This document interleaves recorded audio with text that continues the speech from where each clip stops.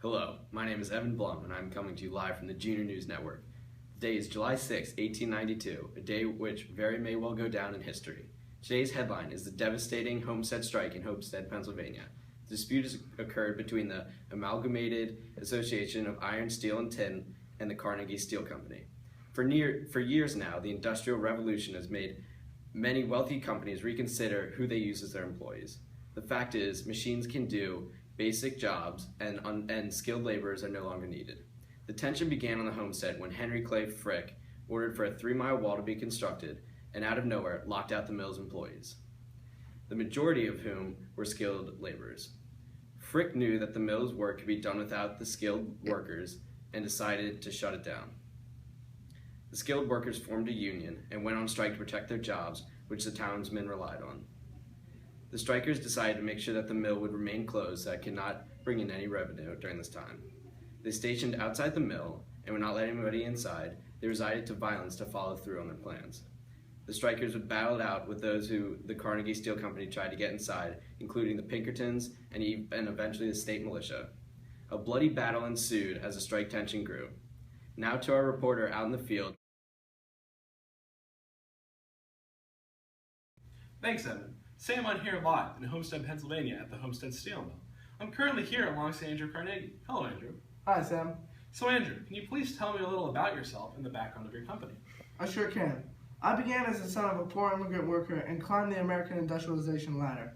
With my own money that I earned from investments, I started the J. Edgar Thomas Steel Mill and continued in this field until I turned it into the company it is today. Interesting. And what do you think should change regarding the labor rights of Americans? Well, I'm highly opposed to unionized labor, and I believe workers should have the right to create personal contracts with their employers. I believe unionized labor can cause strife in the workplace, which is a detriment to a productive business environment. What was your reaction when Frick contacted you about the labor strike at Homestead? I told Frick I supported him in whatever action he deemed fit for the protection of our company's interests. I later learned that Frick used violent force to protect our company's assets. How has your stance on organized labor changed due to this strike?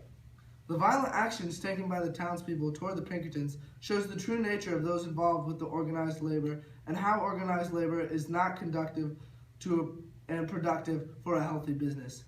I think this event will prove the harm unions can cause to businesses like mine. What is your understanding of what happened here today, Mr. Carnegie? The striking workers were preventing the unionized replacements from working, and this led to the hiring of the Pinkerton Detective Agency to protect our business's assets. Enraged by this, the striking workers tried to prevent the detectives from landing on the beach and opened fire upon them. This led to the subsequent battle between the two groups. How is your dear friend, Mr. Frick's health? Well, he's recovering from his injuries that he received from the anarchists, and he will continue in his efforts to effectively run the Homestead Mill. What will you do in response to this incident? This incident has only made me and my thoughts more clear that the unions must go. Through this barbaric action, they have proved that they don't belong in modern economic world, and as such, I will be leading an effort to break apart these unions so that similar incidents will not occur again. Thank you, Mr. Carnegie. We now. Is there anything else you'd like to add, Mr. Carnegie?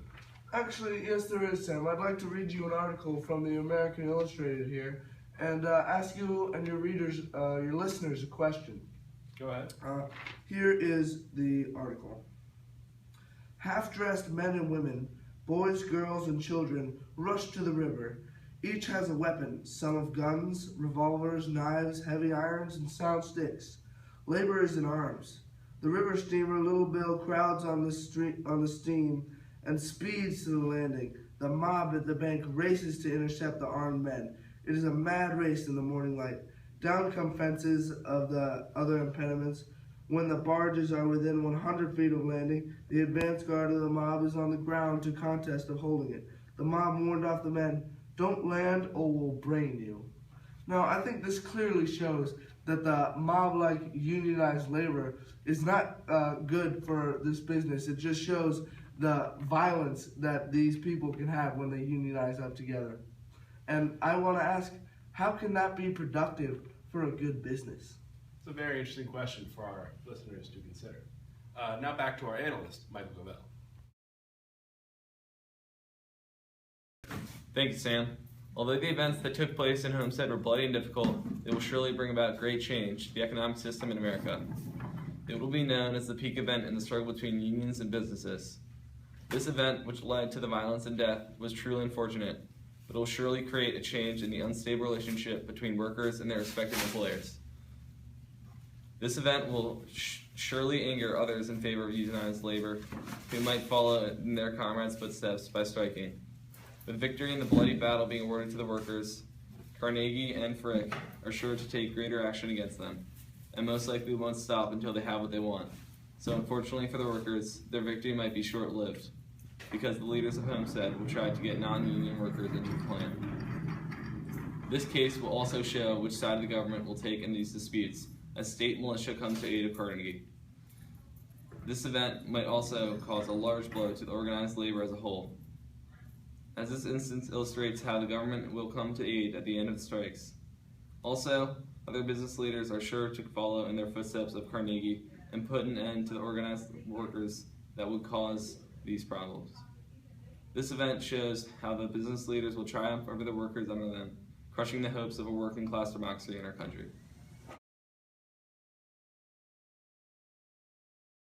The Homestead strike fits in perfectly to the AP period of 1865 to 1898.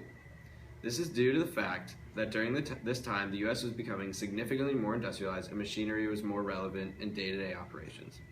The theme represented here is that of work exchange and technology. The way laborers are viewed is changing because the use of skilled laborers is no longer necessary. The use of machinery and cheap unskilled laborers is more practical. The history thinking skill that the event falls under is contextualization. This is because the strike on the Homestead fit in with exactly what was going on in the rest of the country. Many businesses were choosing the option of hiring unskilled laborers to operate machinery rather than a skilled workforce. These drastic changes led to many worker strikes in America. In other news, a devastating battle broke out this morning in result of a strike in New York. It was a pleasure to deliver your news today.